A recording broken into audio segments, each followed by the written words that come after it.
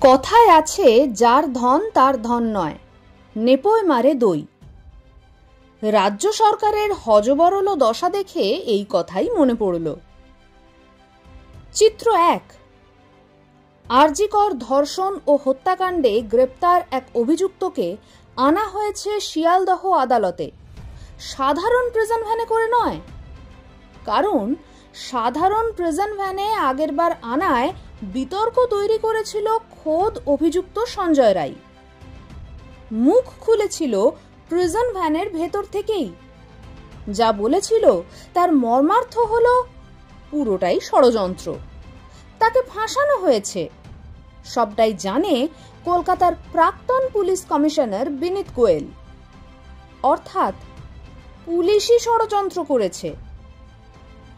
তাই এবারে সঞ্জয় রায় যাতে কথা বলতে না পারে, সম্ভবত তারই জন্য বিশেষ প্রিজন ভ্যান।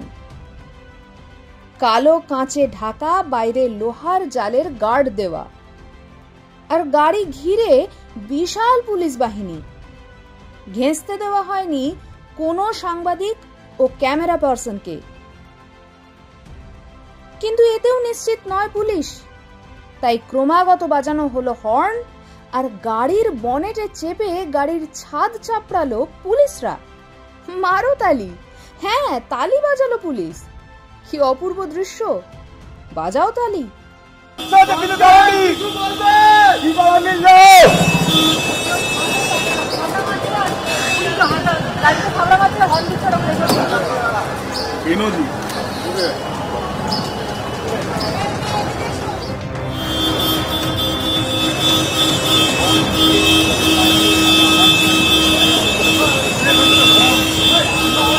তবে এটা পুলিশের কাছে অভ্যস্ত হয়ে গেছে। কারণ বর্তমানে তৃণমূল মুখপাত্র কুণাল ঘোষকে একসময় এই পুলিশই যখন প্রিজন ভ্যানে চাপিয়ে আদালতে নিয়ে আসতো, তখনও কুণাল ঘোষের কথা চাপা দিতে গাড়ি চাপড়াতো পুলিশ।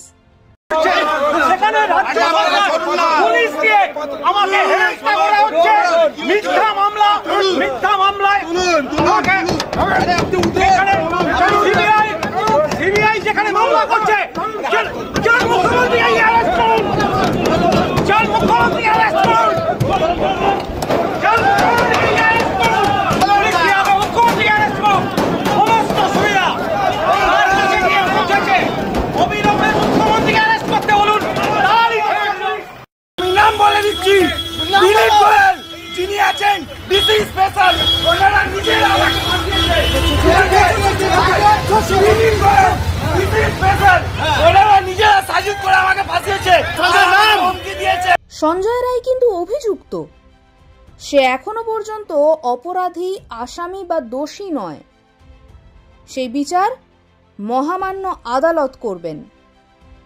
অভিযুক্ত বাইরে কথা বলতেই পারে। তুমি কে হে আটকাবার? হাততালি বাজানো? তুমি পুলিশ, তুমি আইন রক্ষা করবে। কণ্ঠ চাপবার তুমি কে? কে যেন বলেছিলেন না, কণ্ঠ ছাড়ো জোরে।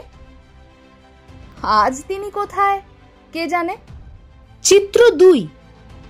পুলিশ তালি বাজালেও পুলিশের কাজ করার লোকের অভাব নেই। 18 নভেম্বর পূর্ব বর্ধমানের কালনা হাসপাতালের এক অনুষ্ঠান ছেড়ে রাস্তায় বেরোলেন রাজ্যের প্রাণী সম্পদ বিকাশ মন্ত্রী স্বপন দেবনাথ। চোখের সামনে দেখলেন 3 জন তরুণ বাইকে চেপে হাসপাতালে ঢুকছে। মাথায় কারোর হেলমেটের বালাই নেই। মন্ত্রীমশাই তাদের দাঁড় করালেন, বোঝালেন জীবনের মূল্য। তারপর করলেন পুলিশের করণীয় কাজ। সকলের সামনে কান ধরে ওঠবোস করালেন 3 তরুণকে। প্রথমত, গাড়ির কাগজপত্র ও আনুষঙ্গিক বিষয় দেখতে পারে ট্রাফিক পুলিশ। সঙ্গে থাকবে আরটিও প্রতিনিধি। মন্ত্রী দেখার কেউ নন। যদিও বা দেখলেন, তাতেও তিনি কাউকে কান ধরে ওঠবোস করাতে পারেন কি? কি বলছেন আইনজীবী তথা মন্ত্রী নিজে স্বপন দেবনাথ? এটা তিনি পারেন কি?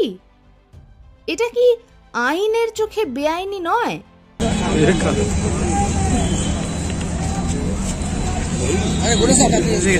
পরে বলছি যে সবসময় নিউজ হবে, কান ধরে উদ্বোধ করেছে, আমার যা খুশি দেখে আমি করবো। ওনার জুরিসডিকশনের মধ্যে যদি কেউ বেআইনি কিছু করে উনি দেখতেই পারেন বা মনে হতেই পারে যে না এটা বেআইনি হচ্ছে, কিন্তু ওই বেআইনি যারা করছে তাদের এগেনস্টে উনি কমপ্লেন করতে পারতেন, বা ওই সময় যারা ট্রাফিক গার্ড আছেন বা ট্রাফিক পুলিশ আছে তাদের কাছে উনি কমপ্লেন করে তাদেরকে ডেকে নিয়ে উনি ব্যবস্থা নিতেই পারতেন। কিন্তু একজন পার্সোনাল ব্যক্তি, তিনি বিধায়কই হন আর অ্যাডভোকেটই হন, যাই হন না কেন, তিনি কিন্তু আইনটাকে পার্সোনালি এক্সিকিউট করা অর্থাৎ পালন করিয়ে দেওয়ার অধিকারটা কিন্তু তার নেই। এটা কিন্তু তার লিমিটের বাইরে হয়ে গেছে। উনি যদি বলতেন যে আমি কমপ্লেন করে দিলাম, তোমরা স্টেপ নাও, তাহলে যিনি ট্রাফিক পুলিশ আছে বা ট্রাফিক আইন অনুসারে কাউকে উনি মানে অ্যাডমিনিস্ট্রেশনকে স্টেপ নেওয়ানোর যদি ব্যবস্থা করতেন, তাহলে আমি বলতাম যে according to law he has perform the perfect activities. কিন্তু যখনই তিনি কান ধরে উঠবস করাচ্ছেন, তার মানে উনি লিমিটের বাইরে গিয়ে beyond the limit, beyond the law তিনি বিষয়টাকে এক্সিকিউট করছেন, এটা কিন্তু উনি বেআইনি কাজ করেছেন। এটা করা কিন্তু তার অধিকারের মধ্যে পড়ে বলেও আমার মনে হয় না। তবে আমার মনে হয় যে এই যে হুইমজিক্যাল অ্যাটিটিউড, যে আমি যা খুশি তাই করতে পারি, এই হুইমজিক্যাল অ্যাটিটিউড থেকে আমার মনে হয় ওনার সরে আসা উচিত। কেন, যেহেতু পার্সোনালি উনি একজন অ্যাডভোকেট ছিলেন, অর্থাৎ এই বিষয়টাতে সম্বন্ধে ওনার যে জায়গা, ওনার যে লিমিট, কেননা আপনারা জানেন যে কল্যাণ বন্দ্যোপাধ্যায় তিনি একজন হাইকোর্টের উকিল, তিনি কি করলেন, কেন তিনি সে পার্লামেন্টে গিয়ে জোকারি করলেন, ক্যারিকেচার করলেন। তো মানে তাদের যে পার্সোনাল আইডেন্টিটিকে ভেদ করে দিয়ে পলিটিক্যালি এতটাই ওনারা কনভিন্সড হয়ে গেছেন যে পার্সোনাল আইডেন্টিটিকে ওনারা ভেদ করে বা ভেঙে দিচ্ছেন। রাজ্যে চলছে শো অফ একটা সরকার, এখানে লোক দেখানোটাই আসল, ব্যক্তি পূজাই এখানে প্রধান। তাই পুলিশ বাজায় তালি আর পুলিশের কাজ করে নেপোয় থুরি মন্ত্রী। নিরপেক্ষ সাংবাদিকতাকে এগিয়ে নিয়ে যেতে ইউটিউবে সাবস্ক্রাইব ও ফেসবুকে ফলো করুন আপনার প্রিয় রাজনীতি বাংলা। দীপশিখা মুখার্জি, শর্মিষ্ঠা মুখার্জি ও বিশ্বরূপ যশের প্রতিবেদন রাজনীতি বাংলা।